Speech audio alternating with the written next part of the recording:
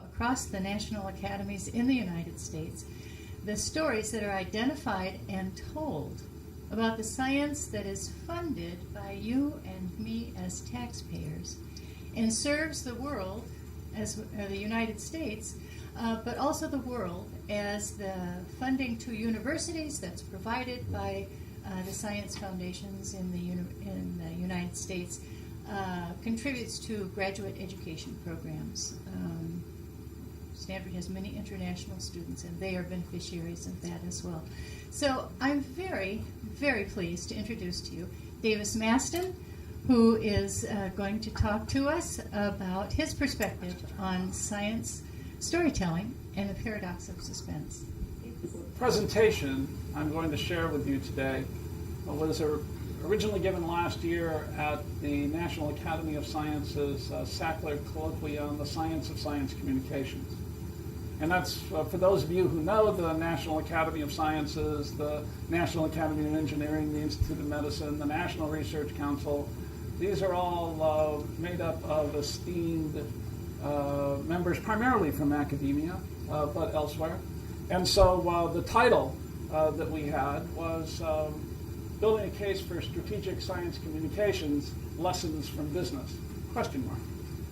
That it was well received, and I developed this with Peter Zandan. Peter is the global vice chairman of Hill & Knowlton Strategies. Hill & Knowlton is, I think, the second or third largest public relations firm in the world.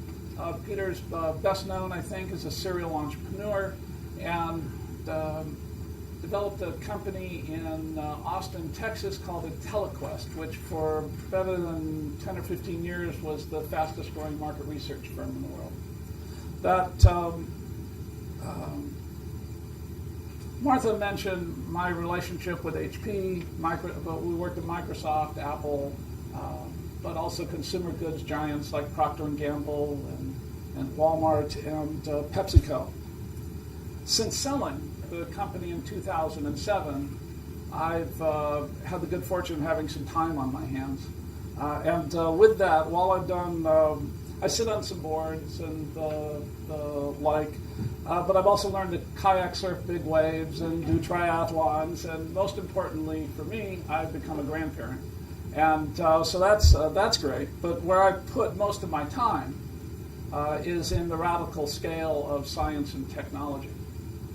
That in that context with the National Academy of Sciences, I'm heavily involved in the quantified self, which is, if you think of the National Academy of Sciences as at the very top of the top down of science, well, the quantified self tends to be more from the bubbling up bottom. And so it's an exciting place to get both perspectives. That I'm starting with this slide, and I'm going to close with this slide. That there are really three observations, and then a framework with three parts that we're suggesting be considered. The observations is, I'll show you in a second in detail, but that science communications is really outshined from a variety of dimensions by corporate communications. That there's change afoot, and I'll give a few examples. And is there reason for hope? I believe so, and I'm focused on any number of areas specifically around that.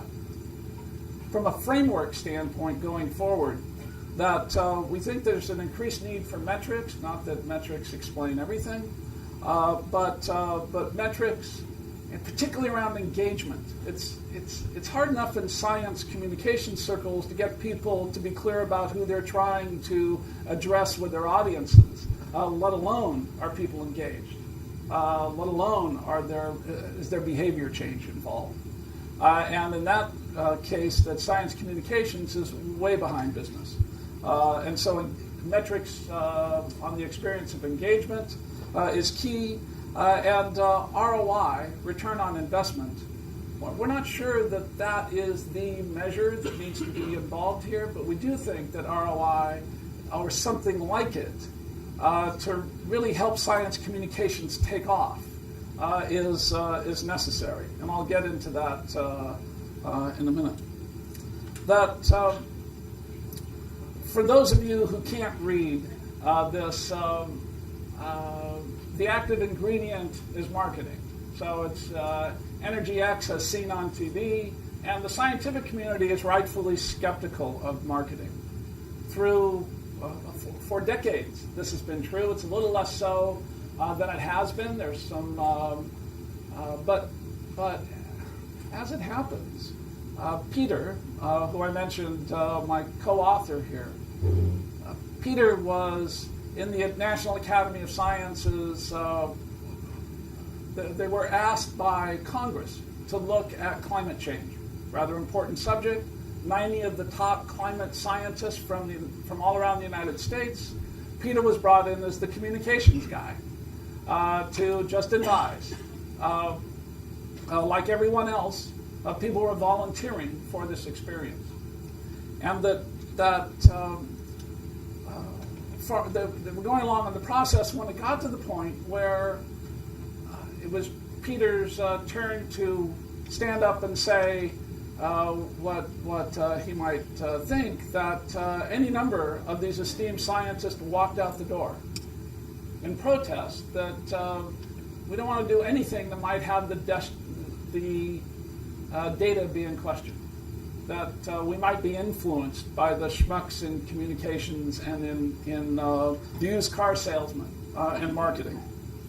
That well, this is something that I think science has reason to have questions, but I don't think it can afford this perspective anymore. Metaphorically, I think of science somewhat like a freight train. It moves tirelessly, doesn't draw a lot of attention to itself. Each car is different, pretty self-contained, but they're connected some. They're not well understood by people who outside that particular car or the train, and not well understood, and they don't really care that they are understood. That the average person, the public, the people who are funding this stuff, a freight train really isn't relevant to their lives, except maybe in a disaster, when something really goes wrong, even though they might think it's important.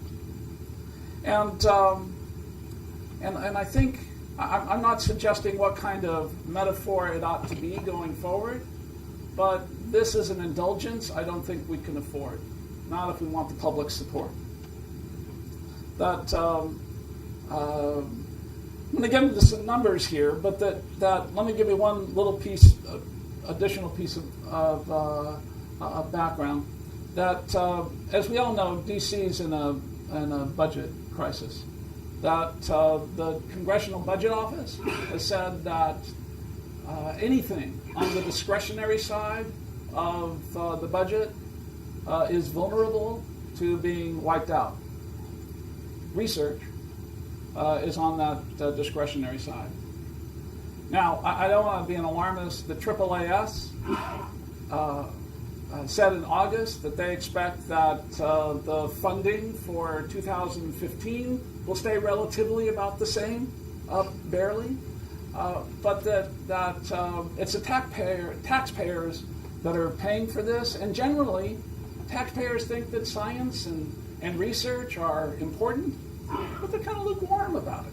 This isn't something that people are calling their congressmen about. They're not hot about the subject.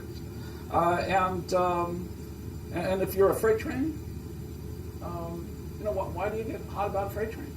So what we need to do is to change that metaphor, as I said. Now, in terms of other numbers, in 2012, communications spending was over $1 trillion by business. Depending on whose numbers you look at, it's somewhere between $1.2 trillion and $1.6 trillion. So a lot of money. We looked for a single source that would tell us what science communication spending was, and we couldn't find it. let alone competing sources. That tells you something for starters. By what we could add up, we saw that it was less than $1 billion. Let's say we were off by $1 billion or $2 billion. Okay? Proportionally, it doesn't make much difference. We're lost in the sea of other kinds of communications. And as in the science community, we're talking probabilistically. We're not talking about love, romance, and heat. We're speaking much more cautiously. That in that context, that even the market research business had revenues in 2012 of close to $10 billion, 9.7 or something. So business, in trying to understand the effectiveness of what it's doing and how to do it more effectively, is spending maybe 10 times, or maybe this less than $1 billion. If it's 3, they're spending somewhere between 3 to 10 times more in measuring what they're doing than they are in than science communicators are spending in general. So it's a little disturbing. And one of the, I think, inobvious things here is that the culture of communications in science doesn't get the positive feedback loops for what's working and what doesn't. So you end up, there's not enough money to draw the best communicators. They're not working in a cycle where they get reinforcement for how to get better, and so it's very tough to engage people when there's so much money and so much expertise and so much talent working elsewhere. You know, the key thing we're trying to do is engage people. And in this context, that these techniques that you see here, almost all of them are ways to measure effectiveness in communications and in business. In that context, that most of them were developed by academics, but they're utilized by business people to a much greater degree. What we're hoping is that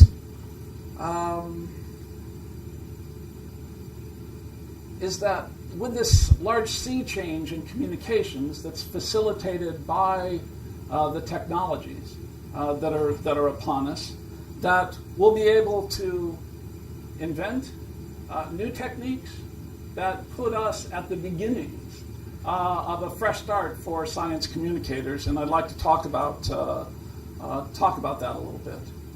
And so, but philosophically, I want to hit one little point. Does anybody remember this from the just post President Obama's first election campaign when he won? That the New York Times Magazine had this cover. Did a few people remember this? So in that context, it says, is selling a president any different from selling a pizza? Well, I wonder if selling a science is any different from selling a pizza. Obviously, there are some differences. I'm not trying to say it's the same thing. However, from a technique standpoint and process standpoint, it's not that different. So it's something that these tools are readily available, and there are some inherent advantages that science communicators have that are not enjoyed by business communicators. So just a few things. About 18 million people are enrolled at colleges and universities in the United States, and millions more in K through 12. These people have science. There's an opportunity to communicate with them there, maybe more effectively than what we're doing. The Smithsonian says that there are 850 million visits in 2012 to U.S. museums each year. And that NASA data has 74% of Americans agree that scientists work for the good of humanity. Well, in that context, that's great, but that 74%, when you push on it, is pretty lukewarm. It's not something where people are hitting the streets and trying to defend. Now, as I mentioned, communications is in a sea change facilitated by new technology. We all know about smartphones and how pervasive they are, billions of them, and growing rapidly. Well, you may or may not be aware of each major city now has at least 1 billion sensors in it, and give it X number of years. As I learned at the Trillion Sensor Summit put on by mediaX, that each city will have 10 billion sensors in it. And many of those are ways to tell you that may actually be sensing things in life that may be of relevance to you and maybe on an everyday basis.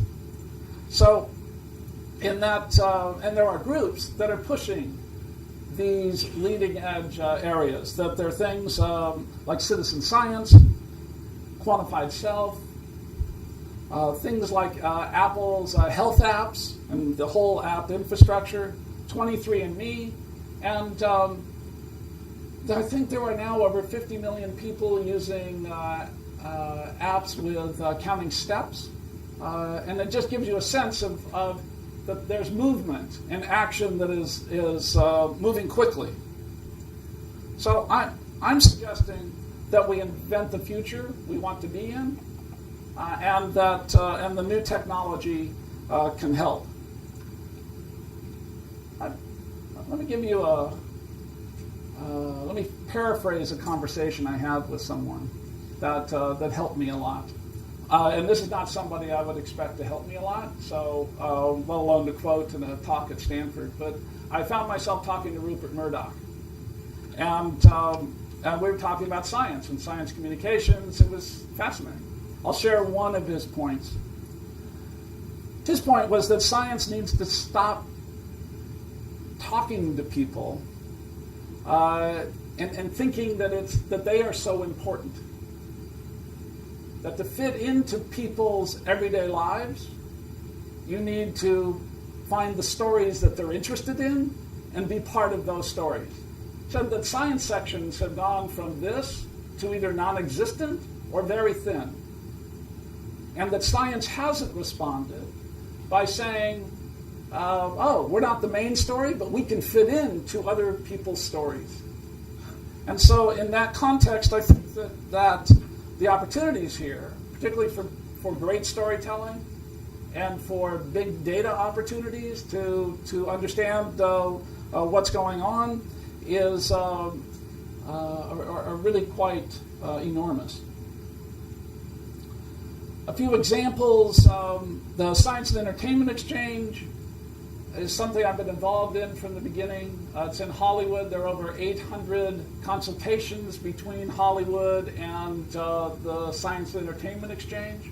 So if you have a story that is focused on, has something to do with science, they'll provide scientists free of charge. And in those 800 consultations, it's affected stories from The Good Wife to Big Bang Theory, CSI, to movies like Iron Man and the Avengers. And I was talking, one of the people I've gotten to know through it is a guy named Jeff Silver. And Jeff is the producer of, one of the producers of Tron Legacy and the last Terminator movie, but goes all the way back to non-sci-fi things like the Wonder Years on TV. And that on his last 6 projects, he started with the Science and Entertainment Exchange. He's gone to them and has asked to get briefed on the science issues involved. Because he said that with the writers he deals with, that he said that science brings forth much stranger things than the writers would ever dream up. And that then they at least start rooted in the science, in the reality of what's going on, and can take an angle that is fresh and new. So that's an example, and I know Scott will talk about, well, I assume Scott will talk about this kind of thing in much greater detail. Another example is Lab TV. Lab TV started last year. It's a collaboration between the NIH, TED-Med, Jay Walker, who founded TED-Med, and Google. And Lab TV goes to postdocs and grad students and really talks about a life of curiosity for people working on NIH projects. And that how you can follow your curiosity in science, unlike you can follow your curiosity in almost any other piece of work or line of work. And it has film students meeting the students, and they work out 3 to 4 minute videos. And then these end up on Lab TV, and then Lab TV gets pushed out to students across America. But that it's these personal stories of science and how that relates from often very humble backgrounds, and unexpected joy comes out of a lot of this, and so it makes it much more relatable.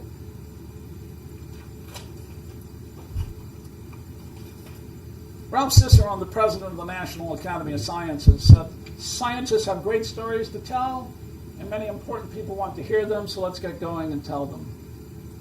Well, Ralph is, I think, in his 8th or 9th year as the NAS president, and science communications has been a priority for him, much as it has for the AAAS.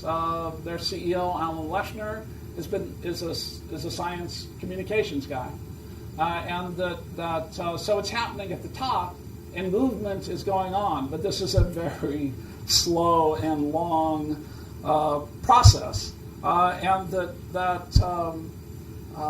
and science oftentimes utilizes its star communicators. That Neil deGrasse Tyson or Jane Goodall or Brian Greene, or scientists playing scientists on TV like Niam Bialik, that on The Big Bang Theory. There are standouts in that context. But what Peter and I believe is that it will be when people are engaged in science in a way that it's relevant to their everyday lives on an everyday basis, when we'll really start to see the impact. So I'm going back. Hopefully I've made a case, a brief one, mind you, but a case that we're just being outspent. We're being out-analyzed. There's some change happening at the top. I see reason for hope, but there's a long, long ways to go. And there's with the new technologies, a chance for us to gain a lead by things that the scientific community is inventing. We just need to not just let others use it, but we need to use it ourselves at scale and attract the most talented people in the world. And from a framework standpoint, increasing the metrics that help us make sure that we are in fact engaging people as they live their lives, and that we have some kind of mechanism. We don't care if ROI is it, but it's not a bad place to start. But something that helps make funding of science communications just an everyday part of the scientific process. And because, frankly, I just worry. I worry that there's very little growth in science funding at this point. And this is an administration that's pretty favorable to these issues. There are a lot of movements at foot for very good rationales that may be just deciding to chop billions of dollars that they don't think we have. And so I think the time is right to think about communications as a tool to engage the public, the people who are paying for this, and making science relevant to them in ways we've not considered before. So thank you very much.